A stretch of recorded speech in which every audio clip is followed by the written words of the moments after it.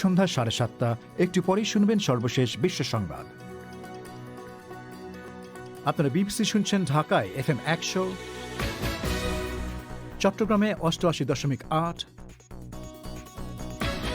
রাজশাহীতে 88.8।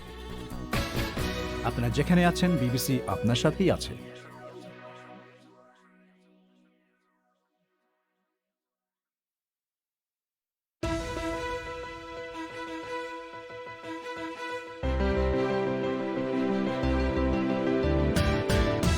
বাংলাদেশে ভ্যাকসিন সংকট মেটাতে ভারতের সাথে নতুন করে কূটনৈতিক দেনদরবার, বাংলাদেশকে রপ্তানি নিষেধাজ্ঞার আওতার বাইরে রাখার অনুরোধ। ভারত লাস্ট কনসাইনমেন্টটা পাঠায় নাই, এর মধ্যে ভারত আমাদের কথা দিয়েছে ভারতের রাষ্ট্রদূত এই মুহূর্তে নয়াদিল্লিতে আছেন, যাতে আমাদের সরবরাহ ডিস্টার্ব না হয়, সেই জন্য তিনি ওখানে কাজ করছেন। স্পুটনিক ভ্যাকসিন বাংলাদেশে উৎপাদনের প্রস্তাব রাশিয়ার, কিন্তু সেই সক্ষমতা কতটা রয়েছে বাংলাদেশের, বিশ্লেষণ শুনবেন। ভারতের মহারাষ্ট্রে একটি হাসপাতালে অক্সিজেন সরবরাহে বিঘ্ন ঘটায় 22 জন কোভিড রোগীর মৃত্যু। আর করোনা ভাইরাসের কোন ভ্যারিয়েন্টের প্রকোপ সবচেয়ে বেশি বাংলাদেশে? এসব নিয়ে শুরু হচ্ছে বিবিসি বাংলার আজকের প্রবাহ।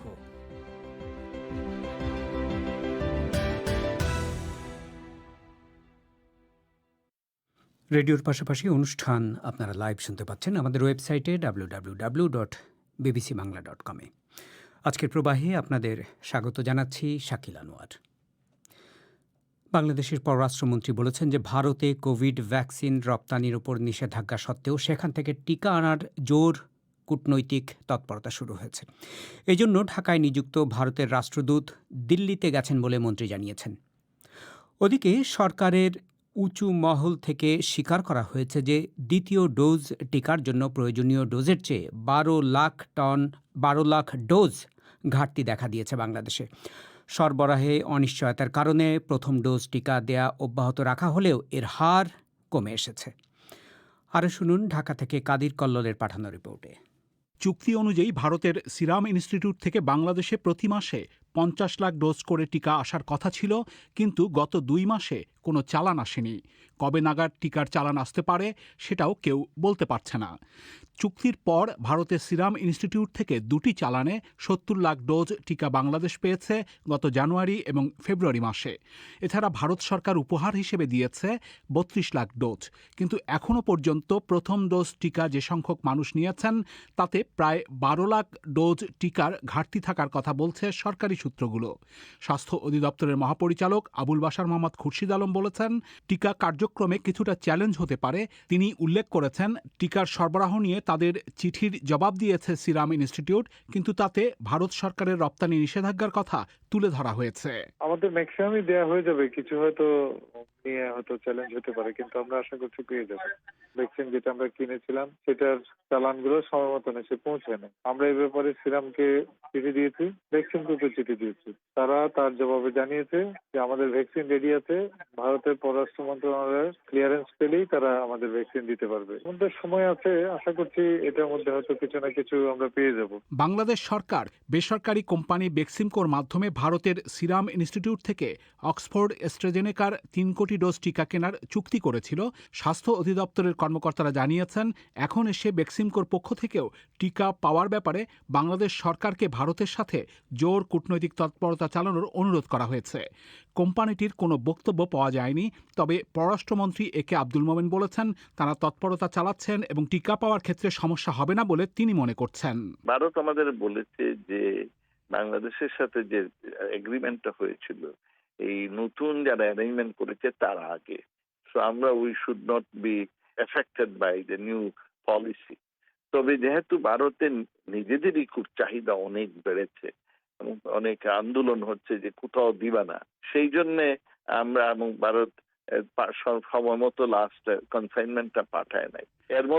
এর মধ্যে ভারত আমাদের কথা দিয়েছে ভারতের রাষ্ট্রদূত এই মুহূর্তে নয়াদিল্লিতে আছেন, যাতে আমাদের সরবরাহ ডিস্টার্ব না হয়, সেই জন্য তিনি ওখানে কাজ করছেন। বিশেষজ্ঞরা বলেছেন, আগে থেকেই বিকল্প না রেখে একটি প্রতিষ্ঠানের উপর নির্ভর করার কারণেই বাংলাদেশ টিকা সরবরাহের ক্ষেত্রে অনিশ্চয়তায় পড়েছে। তবে এখন বিকল্প উপায় বা অন্য দেশ থেকে টিকা কিভাবে আনা যাবে তা যাচাই করে প্রতিবেদন তৈরির জন্য সরকার একটি কমিটি গঠন করেছে। সেই কমিটিকে 7 দিনের মধ্যেই প্রতিবেদন দিতে হবে। পররাষ্ট্রমন্ত্রী মিস্টার মোমেন অবশ্য বলেছেন, রাশিয়া এবং চীনের টিকা আনার জন্য ইতিমধ্যেই তৎপরতা শুরু করা হয়েছে। রাশিয়ানদের নিজেদের উৎপাদন ক্যাপাসিটিটা সীমিত, সেই জন্য আমাদের একটা প্রস্তাব দিয়েছে যে তোমাদের দেশে আমরা ক্রো প্রোডাকশনে যেতে চাই। তোমাদের দেশে অনেক ভালো ভালো ফার্মাসিউটিক্যাল ইন্ডাস্ট্রি আছে, তারা যদি ইচ্ছা প্রকাশ করে তাহলে আমরা এই টেকনোলজি ওদের সাথে শেয়ার করে উইল প্রডিউস ইট। এইটা আমাদের পছন্দ হয়েছে, আমরা এই জন্য এর উপরে কাজ করতেছি। We are working on that, যে রাশিয়ান থেকে কো প্রোডাকশন বেসিসে আনার ব্যবস্থা করছি। আর তাছাড়াও আমরা চায়নার থেকেও আনার প্রচেষ্টা চালিয়ে যাচ্ছি এবং we are working on that also. Mister Momen দাবি করেছেন, রাশিয়ার সাথে যৌথভাবে বাংলাদেশে টিকা উৎপাদনের সক্ষমতা রয়েছে এবং 3 মাসের মধ্যেই এই উৎপাদন শুরু করা সম্ভব হতে পারে। কাদির কল্লোল তার রিপোর্টে শুনছিলেন যে রাশিয়া বাংলাদেশের স্থানীয় ওষুধ কোম্পানিগুলোর সাথে যৌথভাবে স্পুটনিক ভ্যাকসিন উৎপাদনের প্রস্তাব দিয়েছে বলে পররাষ্ট্রমন্ত্রী একে আব্দুল মোমেন জানিয়েছেন। কিন্তু ভ্যাকসিন তৈরির সক্ষমতা কতটা রয়েছে বাংলাদেশের ধারণা পেতে আমি কথা বলেছিলাম ঢাকা বিশ্ববিদ্যালয়ের বায়োমেডিক্যাল রিসার্চ সেন্টারের পরিচালক অধ্যাপক ABM ফারুকের সাথে। আমাদের দেশের ওষুধ কোম্পানিগুলো তাদের সক্ষমতা আছে কয়েকটি। অনেকেই এখন 152টা দেশে ওষুধ রপ্তানি করে, যার মধ্যে উন্নত বিশ্ব সেগুলো আছে। ভ্যাকসিনের ব্যাপারে আমাদের ওই সংখ্যাটা কম। 3টি কোম্পানি যথেষ্ট পরিমাণে সক্ষম এই ভ্যাকসিন তৈরি করার জন্য। আমরা mRNA এর কথা বলছি না, কারণ সেই প্রযুক্তিটি আরেকটু উচ্চ প্রযুক্তি। কিন্তু এডিনো ভাইরাসের যে ভ্যাকসিন, সেই ভ্যাকসিন কিন্তু আমরা তৈরি করতে পারি। এমনকি আমাদের যে সরকারি মহাখালীতে যে সরকারি যে কারখানাটি আছে ভ্যাকসিন তৈরির জন্য, তারা বহুদিন ধরে টাইফয়েড, কলেরা, জলাতঙ্ক এই ধরনের বিভিন্ন অসুখের জন্য কিন্তু তারা ভ্যাকসিন বানিয়েছে। তো এখন সেই অভিজ্ঞতা আমাদের আছে। প্রফেসর ফারুক, একটা বিষয় সেটা হচ্ছে বাংলাদেশে যে 3টি কোম্পানির কথা বলছেন বা সরকারি যে প্রতিষ্ঠান তারা তৈরি করছে বিভিন্ন ধরনের ভ্যাকসিন, সেটা নিশ্চয়ই বাংলাদেশের ব্যবহারের জন্য। এখন রাশিয়া যদি বা স্পুটনিক কর্তৃপক্ষ যদি বাংলাদেশে এখানে তৈরি করতে চায় তাদের টিকা, তাহলে তারা নিশ্চয়ই একটা ম্যাস প্রোডাকশন চাইবে, যে শুধু বাংলাদেশের ব্যবহারের জন্য না, সেটা সারা অন্যান্য পৃথিবীর অন্যান্য জায়গায়ও যাতে মানে এক্সপোর্ট করা যায়। সেই ধরনের ম্যাস প্রোডাকশনের জন্য যে ধরনের প্রশিক্ষিত মানুষ দরকার, সেটা কি বাংলাদেশের আছে? এটি আছে, আমরা বলবো এই জন্য যে আমরা কিন্তু ভ্যাকসিন বিভিন্ন অসুখের তৈরি করছি অনেকদিন ধরেই। এগুলো তৈরির জন্য লাগবে ফার্মাসিস্ট, লাগবে বায়োকেমিস্ট, মাইক্রোবায়োলজিস্ট, বায়োটেকনোলজিস্ট। মার্কিন যুক্তরাষ্ট্র থেকে শুরু করে অস্ট্রেলিয়া, জাপান, ইউরোপের বিভিন্ন দেশ, সর্বত্র কিন্তু আমাদের বাংলাদেশে ফার্মাসিস্ট, বায়োকেমিস্ট্রি, বায়োটেকনোলজি, মাইক্রোবায়োলজি তাদের লোকজন চাকরি করছে। আর ফ্যাসিলিটিজের ব্যাপারে যেটি বলবো, এডিনোভাইরাস ধরনের ভ্যাকসিনের জন্য ফার্মেন্টেশন ট্যাঙ্ক এবং তার সঙ্গে যে আনুষঙ্গিক যে কাজগুলো, সেগুলো কিন্তু আমাদের আছে। এখন একটা ব্যাপারে কিন্তু চ্যালেঞ্জ একটা আছে, আমি আপনার সঙ্গে এক জায়গাতে একমত, সেটি হলো এর যে কাঁচামাল অর্থাৎ যে মিডিয়া, এই মিডিয়াটা কিন্তু আমাদের এখানে নেই। এমনকি ভারত থেকে আমরা যে সিরাম ইন্ডিয়া থেকে টিকাগুলো আনি, তারাও কিন্তু মিডিয়া তৈরি করেন না। পৃথিবীতে মাত্র 4-5টা কোম্পানি তারাই মিডিয়া তৈরি করে এবং তারাই কিন্তু সব জায়গায় সরবরাহ করছে। ওই রাশিয়ান সরকার যদি আমাদের এখানে আসেন, তারা যদি জয়েন্ট ম্যানুফ্যাকচারিং করতে চান, তাদেরকে কিন্তু সেই প্রযুক্তি দিতে হবে, একই সঙ্গে ওই কাঁচামালটুকু অর্থাৎ ওই মিডিয়া সেটা নিশ্চয়তা দিতে হবে। প্রফেসর ফারুক, ধরুন যদি পরিস্থিতি এরকম হয় যে আগামী মাসেই রাশিয়া এবং বাংলাদেশের সাথে একটা চুক্তি হয়ে গেল স্পুটনিকের সাথে, এটার সিদ্ধান্ত হওয়ার পরে কারখানা তৈরি, কারখানা থেকে বেরোনো ভ্যাকসিন কতদিনের সময়? এটা 3 মাস, মানে 3 মাসের ভিতরেই সম্ভব? সম্ভব, যদি আমাদের কাজগুলোতে কোথাও কোনো আমলাতান্ত্রিক জটিলতা না থাকে। ওই ফাইল এখান থেকে ওখানে যায়, ওখান থেকে ওখানে, সেখান থেকে ওই কমিটি, এইসব যদি না হয়, তাহলে কিন্তু আপনি যদি টেকনোলজিটা আনেন এবং আমাদের কারখানাগুলো এখন যে অবস্থাতে আছে তারা কিন্তু শুরু করতে পারবে। স্পুটনিক এটা কোভিডের বিরুদ্ধে কতটা কাজ করবে সেটা নিয়ে কিন্তু নানা দেশে এখনো বিতর্ক আছে। আপনাদের কাছে কি খবর আছে, কতটা সক্ষম কোভিড মোকাবেলায়? আসলে স্পুটনিক নিয়ে যে একটু সন্দেহ বা বিতর্ক আছে সেটির জন্য তারাই দায়ী। তারা ওই তাড়াহুড়া করে অ্যাপ্রুভাল দিতে গিয়ে একটু আগে দিয়ে ফেলেছে আর কি। কিন্তু পরবর্তীকালে তারা কিন্তু আবার ওই ক্লিনিক্যাল ট্রায়াল 3 যেটা সেই পর্যায়ের ট্রায়ালটা কিন্তু করেছে এবং করেছে ব্যাপক আকারেই করেছে, বিভিন্ন দেশে করেছে, বিভিন্ন জাতি গোষ্ঠী, বিভিন্ন মহাদেশ। সর্বশেষ যে স্টাডিটা এসছে সেটিতে দেখা যাচ্ছে 97.5% efficacy, which is more than enough. তবে এই এফিকেসি সব জায়গায় যে সব জাতি গোষ্ঠীর ক্ষেত্রে একই রকম হবে তা না, কিন্তু কোথাও একটু বাড়তে পারে, কোথাও একটু কমতে পারে, এবং এটা সব ভ্যাকসিনের দ্বারাই করেছে। এবং সেজন্য বাংলাদেশে কি ট্রায়াল দরকার আপনার মনে হয়? আমার কাছে মনে হয় যে এখন আর এটা আমাদের দরকার নাই ট্রায়ালের, কারণ এটা অলরেডি যেহেতু বিভিন্ন দেশে হয়েছে, এখন সেহেতু আমরা এটাকে ইমার্জেন্সি ইউজ অ্যাপ্রুভাল দিতেই পারি, দেওয়াই উচিত। আরেকটি বিষয় হলো, একটা ভালো খবর সেটি হলো যে সবগুলো ভ্যাকসিনই আপনার এখন পর্যন্ত দেখা যাচ্ছে যে সাউথ আফ্রিকান এবং ব্রিটিশ ভ্যারিয়েন্টের বিরুদ্ধে তেমন কাজ করে না, কিন্তু তেমন কাজ করে না গুলোর মধ্যে আবার স্পুটনিকটা একটু বেটার, তুলনামূলকভাবে ভালো বা মন্দের ভালো। অধ্যাপক এবিএম ফারুকের সাথে কথা বলছিলাম। বাংলাদেশের সরকারের রোগতত্ত্ব, রোগ নিয়ন্ত্রণ এবং গবেষণা ইনস্টিটিউট বলছে, করোনা ভাইরাস সংক্রমণের ক্ষেত্রে দক্ষিণ আফ্রিকার ভ্যারিয়েন্টের প্রকোপ আগে যতটা ধারণা করা হচ্ছিল তার চেয়ে আসলে অনেক কম। এ সম্পর্কে শুনবেন অনুষ্ঠানের কিছুক্ষণ পর। ভারতের মহারাষ্ট্রে নাসিক শহরে একটি সরকারি কোভিড হাসপাতালে অক্সিজেন সরবরাহ বিঘ্নিত হয়ে একসঙ্গে 22 জন রোগী মারা গেছে আজ। ওই হাসপাতালের সামনে একটি ট্যাঙ্কার থেকে অক্সিজেন লিক হওয়ার জেরেই এই মর্মান্তিক দুর্ঘটনা ঘটেছে বলে জানা যাচ্ছে। প্রশাসন এখন তার তদন্তের নির্দেশ দিয়েছে। মহারাষ্ট্রে এই ঘটনা ঘটল এমন দিনে যেদিনে ভারতে দৈনিক শনাক্ত নতুন রোগীর সংখ্যা রেকর্ড 3 লাখের কাছাকাছি পৌঁছেছে এবং সারা দেশে কোভিড রোগীদের জন্য অক্সিজেনের হাহাকারও চরমে পৌঁছেছে। দিল্লি থেকে আরও জানাচ্ছেন শুভজ্যোতি ঘোষ। ভারতের যে রাজ্যে কোভিড পরিস্থিতি সবচেয়ে শোচনীয় সেই মহারাষ্ট্রের নাসিকে জাকির হুসাইন মিউনিসিপ্যাল হাসপাতাল এই মুহূর্তে শুধুমাত্র কোভিডের জন্য নির্দিষ্ট হাসপাতাল হিসেবে কাজ করছে। আজ সকালেও সেখানে অন্তত 150 রোগী ভর্তি ছিলেন, যাদের হয় ভেন্টিলেটরে রেখে বা 24 ঘণ্টা অক্সিজেন সরবরাহ করে চিকিৎসা চলছিল। কিন্তু দুপুরের দিকে হাসপাতালের ঠিক বাইরে যখন একটি অক্সিজেন ট্যাঙ্কার থেকে তাদের স্টোরেজে জীবনদায়ী এই গ্যাসটি ভরা হচ্ছিল, তখনই মারাত্মক লিকেজের ঘটনা ঘটে। সঙ্গে সঙ্গে ঘন সাদা ধোঁয়ায় চারপাশ ছেয়ে যায়, আর হাসপাতালে যে রোগীদের অক্সিজেন দেওয়া হচ্ছিল তাদের সাপ্লাই বন্ধ হয়ে যায়। অক্সিজেনের যোগান বন্ধ ছিল আধ ঘণ্টার কিছু বেশি সময়, কিন্তু এর মধ্যেই হাসপাতালের অন্তত 22 জন রোগী প্রাণ হারান। अत्यंत दुर्दैवी आणि अत्यंत दुःखद घटना आहे आणि मला असं वाटतं की याबाबत मी तिथले स्थानिक कमिशनरला মহারাষ্ট্রের স্বাস্থ্যমন্ত্রী রাজেশ টোপে বিকেলে সাংবাদিকদের বলেন, ঘটনাটি অত্যন্ত দুঃখজনক। আমরা স্থানীয় কর্মকর্তাদের কাছে বিষয়টি নিয়ে খোঁজ খবর করছি। নিহতদের মধ্যে 11 জন পুরুষ ও 11 জন নারী ছিলেন। এখানে স্বাস্থ্যকর্মীদের গাফিলতি ছিল কিনা এখনই বলা যাবে না, তবে প্রাথমিকভাবে এটা একটা টেকনিক্যাল গ্লিচ বা যান্ত্রিক ত্রুটি বলেই মনে হচ্ছে। তবে সরকার এর বিশদে তদন্তের নির্দেশ দিয়েছে। आता निग्लिजन्स म्हणावं का वर्कमॅनशिप त्यातलं जो काम केलं, ज्यावेळी काम केलेलं काल माझ्या पेशंटची मी ऑक्सिजन लेवल चेक केली 84 होती। माझा पेशंट काल मी त्याला सूप वगैरे पाजून गेलो। पेशंट নাসিকের হাসপাতালে নিহতদের একজনের পরিজন ভিকি যাদব বলছিলেন, তিনি কাল রাতেও এসে দেখে গেছেন তাদের রোগী ভালোই আছেন, অক্সিজেন সাপ্লাইও ঠিকমতোই চলছে। মাত্র একবেলার মধ্যে কিভাবে সেটা দুম করে বন্ধ হয়ে মানুষটা চলে গেলেন তিনি তা এখনো বুঝেই উঠতে পারছেন না। वरती पण उठू नाही, कुठे पुढे हॉस्पिटल फिरलो मी, मला ओटू कुठेच भेटला नाही आणि 5-10 मिनिटात त्यांची लाईन लीक झाली। ओटू नंतर लाईन लीक झाली। এর আগে আজ সকালে দিল্লিতে স্বাস্থ্য মন্ত্রণালয় জানায়, তার আগের 24 ঘণ্টায় ভারতে 2,95,000-এরও বেশি নতুন কোভিড রোগী শনাক্ত হয়েছেন এবং মারা গেছেন 2023 জন, যে দুটোই নতুন রেকর্ড। অক্সিজেনের তীব্র আকাল এই ভয়াবহ পরিস্থিতিকে আরও হৃদয় বিদারক করে তুলেছে। দেশের বহু হাসপাতালই অক্সিজেনের অভাবে ধুঁকছে। দিল্লির মুখ্যমন্ত্রী অরবিন্দ কেজরিওয়াল কাল রাতেই কেন্দ্রকে জরুরি SOS পাঠিয়ে বলেন, শহরের প্রধান হাসপাতালগুলোতে আর মাত্র কয়েক ঘণ্টার মতো অক্সিজেন অবশিষ্ট আছে। এই তীব্র সংকটের জন্য কেন্দ্রকে দায়ী করেছেন কংগ্রেসের Priyanka গান্ধীও। India's production capacity for oxygen is one of the largest in the world. फिर ऑक्सीजन की कमी क्यों हो रही है?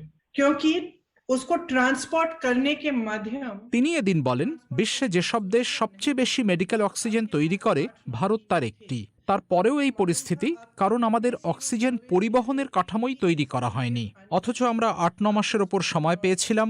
সরকারের নিজস্ব সিরো সার্ভেও বলেছিল সেকেন্ড ওয়েভ অবধারিত, কিন্তু আমরা সেসব গায়ে মাখিনি। ফলে আজ দেশে মাত্র ২০০০ এমন ট্রাক আছে যেগুলো অক্সিজেন পরিবহনে সক্ষম। দেশে অক্সিজেন আছে অথচ সেগুলো হাসপাতালে পৌঁছানোর উপায় নেই।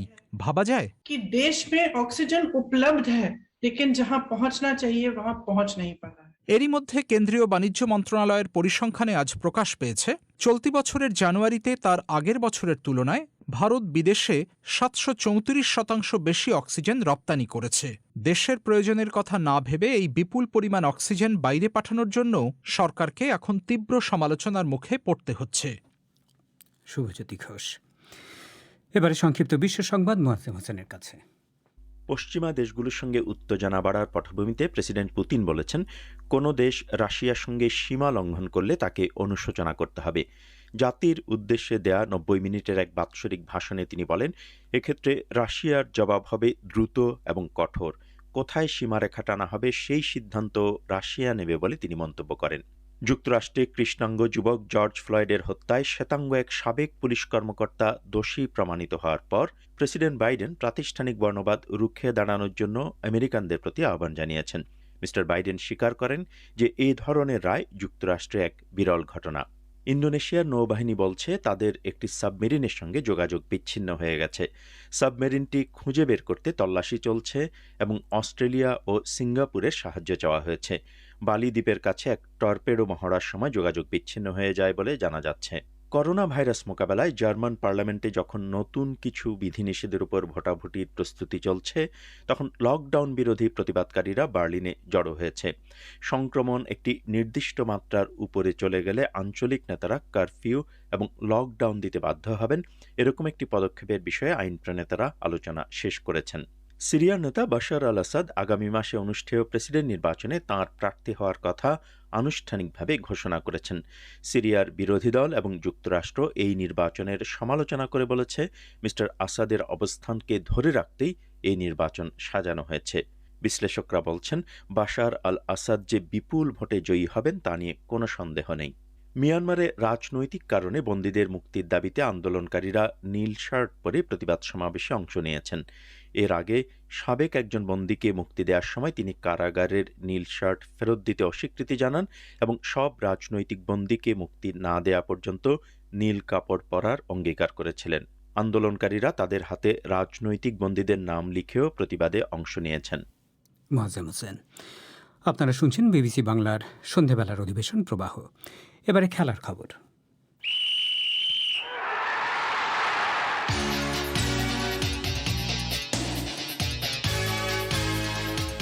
খেলার খবর পড়ছি রাহেন মাসুদ। ইউরোপিয়ান সুপার লিগের পরিকল্পনা সহসাই বাস্তবায়ন হচ্ছে না, সাফ জানিয়ে দিয়েছেন ইএসএল এর অন্যতম উদ্যোক্তা Italian club Juventus chairman Andrea Agnelli. England, Spain, Italy 3 দেশ থেকে 12টি ক্লাব মিলে নতুন লিগ গঠনের সম্ভাবনা এখন একেবারেই ক্ষীণ। তার আগে ইংল্যান্ডের 6টি দল নিজ নিজ ক্লাবের ভক্তদের কাছে দুঃখ প্রকাশ করে নাম সরিয়ে নেয়। এরপর আজ ইতালির ক্লাব ইন্টার মিলান ও স্পেনের অ্যাথলেটিকো মাদ্রিদ নাম সরিয়ে নেয় ইউরোপিয়ান সুপার লিগ থেকে। গত রবিবার ইউরোপের 12টি ক্লাব মিলে ইউরোপিয়ান সুপার লিগ তৈরির ঘোষণা দেয়, যা বিশ্বব্যাপী ফুটবল কোচ, খেলোয়াড়, ভক্ত ও বিশ্লেষকদের সমালোচনার মুখে পড়ে। ওদিকে পাল্লে-কেলেতে সফল একটি দিন কাটিয়েছে বাংলাদেশের ব্যাটসম্যানরা। শ্রীলঙ্কার বিপক্ষে টসে জিতে ব্যাট করতে নেমে 2 উইকেট হারিয়ে 302 রানে দিন শেষ করে বাংলাদেশ। রান করেন তামিম ইকবাল, নাজমুল হোসেন শান্ত, মুমিনুল হক। তামিম ব্যাট চালিয়ে খেলে 90 রান করে আউট হয়ে যান, কিন্তু নাজমুল হোসেন শান্ত তুলে নেন ক্যারিয়ারের প্রথম টেস্ট সেঞ্চুরি। দিন শেষে শান্ত 288 বল খেলে 126 রান তোলেন। শান্তর সাথে অধিনায়ক মুমিনুল হক আছেন 64 রানে অপরাজিত। বিশ্ব ফার্নান্দো শ্রীলঙ্কার হয়ে 2 উইকেট নেন। বাংলাদেশ ক্রীড়া শিক্ষা প্রতিষ্ঠান বিকেএসপির কোচ নাজমুল আবেদিন ফাহিম বাংলাদেশের শ্রীলঙ্কা সফর সম্পর্কে বিবিসি বাংলাকে জানান, আমাদের দলের মধ্যে এমন খেলোয়াড় তো নিশ্চয়ই আছে যারা ভালো খেলতে পারে, যে কোনো কারণেই হোক রিসেন্টলি ভালো খেলতে পারছে না। সো তারা যদি তাদের মধ্যে কেউ কেউ যদি একটু জ্বলে ওঠে, যাদের মধ্যে কেউ কেউ যদি একটু আত্মবিশ্বাস ফিরে পায়, তাহলে হয়তো সম্ভব কম্পিটিটিভ ক্রিকেট খেলা। কম্পিটিটিভ ক্রিকেট খেলতে পারলে there is a good chance আমরা জিতে যেতে পারি। তবে একটা বড় সমস্যা হতে পারে আমাদের, কারণ টেস্ট ক্রিকেটে জিততে গেলে 20টা উইকেট নিতেই হবে। সেই 20টা উইকেট নেওয়ার মতো বোলিং শক্তিটা আমাদের এই মুহূর্তে আছে কিনা সেটা একটা প্রশ্ন হয়ে দাঁড়াতে পারে। ব্যাটিং এ হয়তো আমরা ফিরে আসতে পারবো, কিন্তু বোলিং এর সেই হারটা আমরা ফিরে পাবো কিনা এটা কিছুটা ডাউটফুল। ওদিকে জিম্বাবুয়ের হারারে স্পোর্টস ক্লাবে প্রথম টি-20 ম্যাচে পাকিস্তান জিম্বাবুয়েকে 11 রানে হারিয়েছে। প্রথমে ব্যাট করে পাকিস্তান 149 রান তোলে। রিজওয়ান টি-20তে ফর্ম ধরে রেখে 61 বলে 82 রান তোলেন। জবাবে পুরো 20 ওভার ব্যাট করে 138 রানে থামে জিম্বাবুয়ে। আজ 2 রানে আউট হয়ে গেল বাবর আজম উঠে এসেছেন টি-20 ব্যাটসম্যানদের তালিকায় 2 নম্বরে। আর কিছুক্ষণ পরে মুম্বাইয়ে চেন্নাই সুপার কিংস ও কলকাতা নাইট রাইডার্স মুখোমুখি হবে আইপিএলের একটি ম্যাচে। নিউজিল্যান্ডের গ্লেন ফিলিপসকে টি-20 ব্লাস্টের জন্য সই করালো ক্রিকেট কাউন্টি ক্লাব গ্লোচেস্টারশায়ার। আজ রাতে ইংলিশ প্রিমিয়ার লিগে মুখোমুখি হবে টটেনাম ও সাউদাম্পটন। ম্যাচটি বাংলাদেশ সময় রাত 11টায় শুরু হবে। 1:15 শুরু হবে অ্যাস্টন ভিলা ও ম্যানচেস্টার সিটির মধ্যকার ম্যাচটি। বাংলাদেশ সরকারের রোগতত্ত্ব, রোগ নিয়ন্ত্রণ এবং গবেষণা ইনস্টিটিউট বলছে যে করোনা ভাইরাসের সংক্রমণের ক্ষেত্রে দক্ষিণ আফ্রিকার ভ্যারিয়েন্টের প্রকোপ আগে যতটা ধারণা করা হচ্ছিল তার চেয়ে কম। আগে এক গবেষণায় বলা হয়েছিল যে বাংলাদেশে করোনা ভাইরাস শনাক্তের 81% দক্ষিণ আফ্রিকার ভ্যারিয়েন্ট, কিন্তু এখন বলা হচ্ছে এটি বড়জোর 30%। আর দক্ষিণ আফ্রিকা ভ্যারিয়েন্টের কারণে বাংলাদেশের মৃত্যুর সংখ্যা বেড়েছে কিনা সেটিও এখন গবেষকদের কাছে অস্পষ্ট। আরও জানাচ্ছেন আকবর হোসেন। ঢাকায় আন্তর্জাতিক উদরাময় গবেষণা কেন্দ্র বা আইসিডিডিআরবি 2 সপ্তাহ আগে তাদের ওয়েবসাইটে প্রকাশিত এক খবর জানিয়েছে যে ডিসেম্বর মাস থেকে স্বাস্থ্য অধিদপ্তর এবং আইইডিসিআর এর সঙ্গে মিলে করোনা ভাইরাসের বিভিন্ন ভ্যারিয়েন্টের উপর নজরদারি শুরু করা হয়। সে প্রেক্ষাপটে 2 সপ্তাহ আগে আইসিডিডিআরবি জানিয়েছিল যে দক্ষিণ আফ্রিকা ভ্যারিয়েন্টের আবির্ভাব বাংলাদেশে ভাইরাসের প্রসারের ক্ষেত্রে নাটকীয় পরিবর্তন এনেছে এবং মার্চের 4র্থ সপ্তাহে দেখা যায় যে দেশে শনাক্ত করোনা ভাইরাসের ধরনগুলোর মধ্যে 81%ই দক্ষিণ আফ্রিকার ভ্যারিয়েন্ট। কিন্তু এখন 2 সপ্তাহ পরে এসে আইইডিসিআর এর প্রধান বৈজ্ঞানিক কর্মকর্তা ডক্টর এএসএম আলমগীর বলছেন, তখন 110টি নমুনা সিকোয়েন্সিং করে বলা হয়েছিল যে 81% দক্ষিণ আফ্রিকার ভ্যারিয়েন্ট, যেটিকে তিনি অসম্পূর্ণ হিসেবে বর্ণনা করছেন। পরবর্তীতে সব মিলিয়ে 550টির বেশি সিকোয়েন্স করা হয়েছে বলে ডক্টর আলমগীর বলেন। সেখানে যেটা বলা হয়েছে যে 110টি সিকোয়েন্স করে তারা বলেছিল যে 81% সাউথ আফ্রিকান ভ্যারিয়েন্ট। এটা আসলে অসম্পূর্ণ ডাটা ছিল, কিন্তু বাস্তবতা হচ্ছে যে মোট প্রায় 550-র বেশি সিকোয়েন্স করা হয়েছে পর্যন্ত, স্পেসিফিকলি সাউথ আফ্রিকা এবং যুক্তরাজ্যের ভ্যারিয়েন্টটি দেখার জন্য, এবং সেটাতে বেশ কিছু পাওয়া যাচ্ছে। এখন হয়তো সম্ভবত সাউথ আফ্রিকান ভ্যারিয়েন্টটি ডমিনেট করছে এবং সেটার পরিমাণ 20 থেকে 30% পর্যন্ত। করোনা ভাইরাসের জেনোম সিকোয়েন্সিং এবং ভ্যারিয়েন্ট নির্ণয়ের ক্ষেত্রে যে প্রতিষ্ঠানটি অগ্রণী ভূমিকা পালন করেছে সেটি হচ্ছে চাইল্ড হেলথ রিসার্চ ফাউন্ডেশন। এই প্রতিষ্ঠানটির নির্বাহী পরিচালক ডক্টর সমীর কুমার সাহার কাছে জানতে চেয়েছিলাম, বাংলাদেশে সম্প্রতি করোনা ভাইরাসের সংক্রমণের হার এবং মৃত্যুর সংখ্যা বেড়ে যাওয়ার পেছনে দক্ষিণ আফ্রিকান ভ্যারিয়েন্টের কোনো ভূমিকা আছে কিনা। সংক্রমণের ব্যাপারটা অনেকটাই সত্যি, কিন্তু পুরোটা না। সংক্রমণ আমরা জানি সাউথ আফ্রিকান ভ্যারিয়েন্টটা অনেক বেশি স্প্রেড করে, কিন্তু আমরা নিজেরাও সুযোগ দিতে পারি। আমরা যদি মনে করি যে সবাই মাস্ক করবো, তাহলে ও কত স্প্রেড করে সেটা কিছু আসে না। কিন্তু আর দ্বিতীয় কথাটা হলো যে কে কতটা যে ভেরুলেন্ট সেটা জানি না, এখন খুব ভালো করে জানি না। মনে হয় যেন একটু ভেরুলেন্ট, কিন্তু তার থেকে বেশি হলো আমরা হঠাৎ করেই যখন ওই যে কম আমাদের সংক্রামিত হচ্ছিলাম, তার থেকে হঠাৎ করে যখন একবারে গেছে তখন আমাদের প্রস্তুতিও কম ছিল। সেই প্রেক্ষিতে আমরা কিন্তু হঠাৎ করেই মানুষগুলোকে ঠিক মতো চিকিৎসা দেওয়াটাও আমাদের জন্য কঠিন। ওই সময়টা নাই আমাদের কাছে। আমাদের যন্ত্রপাতি, আমাদের ল্যাব, আমাদের হসপিটালের বেডগুলো, হসপিটাল আইসিইউ সবকিছুই কিন্তু অনেক বেশি প্রস্তুতির মধ্যে আমরা নেই। আমরা হঠাৎ করেই কিন্তু শুরু হয়ে গেছে, সেই জন্য হয়তো।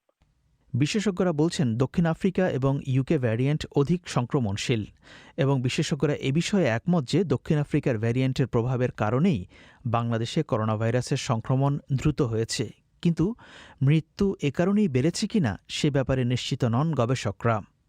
আসলে সাউথ আফ্রিকান ভ্যারিয়েন্ট বা ইউকে ভ্যারিয়েন্টের মধ্যে তো একটি বেসিক ডিফারেন্স, এগুলি হচ্ছে যে অধিক সংক্রমণশীল, অর্থাৎ স্প্রেডিং ক্যাপাসিটিটা বেশি। এছাড়া অন্য যে কোনো যে আসলে সাইন সিমটম পরিবর্তন হওয়া বা অন্য সিভিয়ারিটির কথা বলা হচ্ছে, সেগুলি আসলে পৃথিবীর কোথাও তেমন ভাবে প্রমাণিত না।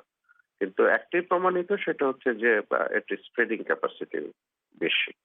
এবং কোথাও কোথাও কেউ কেউ বলছেন যে এটার সাথে ডেথের কোনো রিলেশন আছে বা সিভিয়ারিটি আছে, কিন্তু পৃথিবীতে সারা পৃথিবী যে তথ্য উপাত্ত আছে বৈজ্ঞানিকভাবে, সেটা আসলে কোথাও সেটা বলছে না। গবেষকরা বলছেন, করোনা ভাইরাসের ভ্যারিয়েন্ট নিয়ে সাধারণ মানুষের উদ্বিগ্ন হবার কিছু নেই। যে কোনো ভ্যারিয়েন্ট মোকাবেলার জন্য স্বাস্থ্যবিধি মেনে চলা এবং টিকা দেওয়া গুরুত্বপূর্ণ বিষয়। আকবর হোসেন। বাংলাদেশের ফেসবুকে আজ কি বিষয় নিয়ে মাতামাতি হচ্ছে, শুনুন আফরোজা নীলার কাছে। ধন্যবাদ শাকিল। সোশ্যাল মিডিয়ায় আজ বেশ কয়েকটি বিষয় আলোচনায় আছে, সেগুলো জানিয়ে দিতে হাজির হয়েছি আমি আফরোজা নীলা। সঙ্গে আছি আমি রায়হান মাসুদ। নীলা, আজ একটি ভিডিও বেশ শেয়ার হচ্ছে। ভিডিওতে দেখা যাচ্ছে এক রিকশাওয়ালা কাঁদছে তার রিকশা আটকে রাখার জন্য। পুলিশ জরিমানা হিসেবে 1200 টাকা চেয়েছে, কিন্তু তার কাছে 150 টাকা থাকায় দিতে পারছে না। এরকম কথা বলতে থাকে সেই rickshawwala.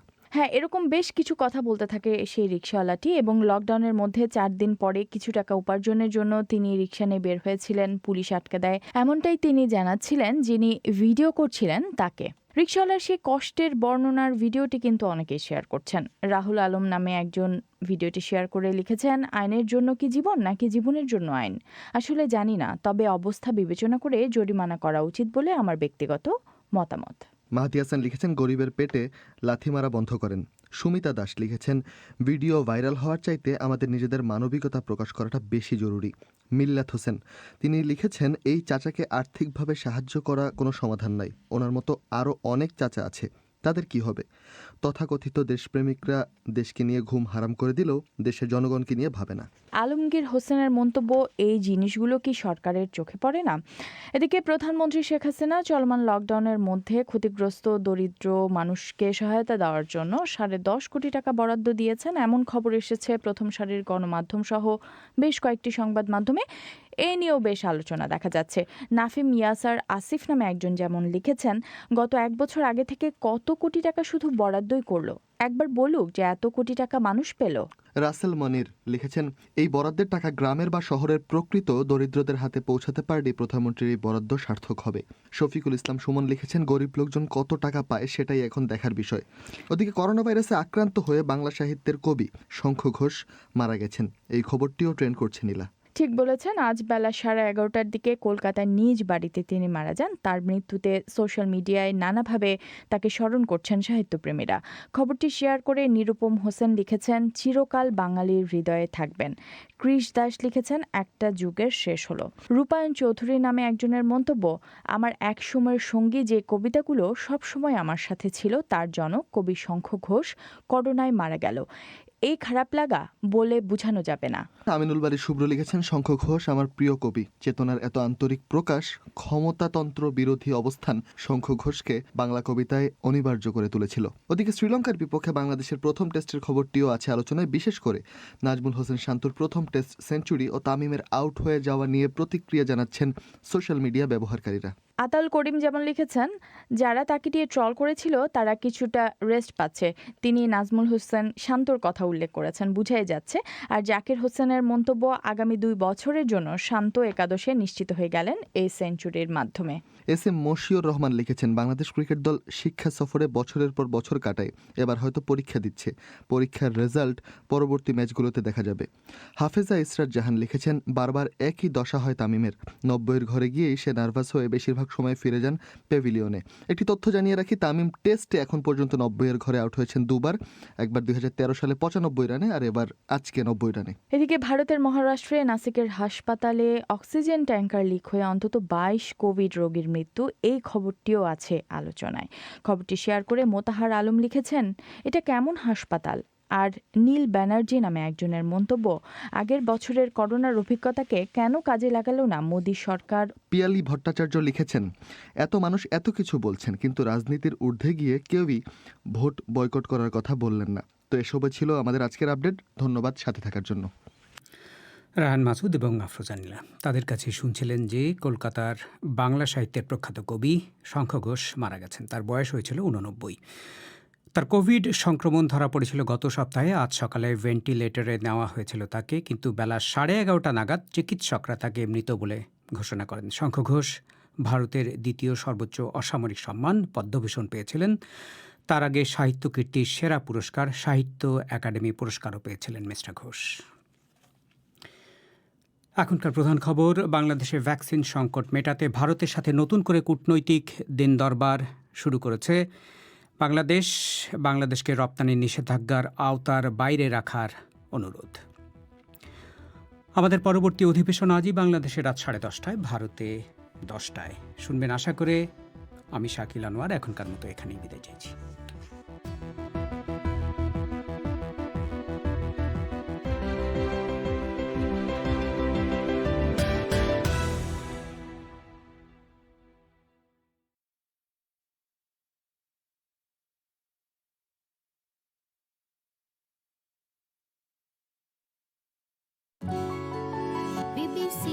This is the BBC.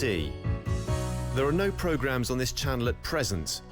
Details of all our services are at bbcworldservice.com.